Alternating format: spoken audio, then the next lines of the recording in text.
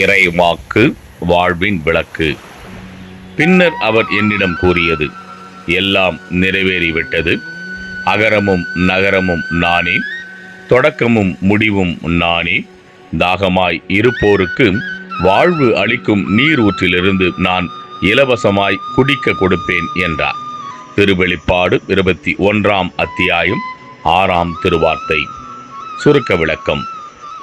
நம் வாழ்வின் அனைத்திற்கும் அடித்தளமாய் ஆண்டவரே உள்ளார். நற்காரியங்கள் செய்ய ஆற்றல் அளிப்பவராக, அநீதிக்கு எதிராக குரல் கொடுக்க வழிகாட்டுகின்றவராக ஆண்டவர் உள்ளார்.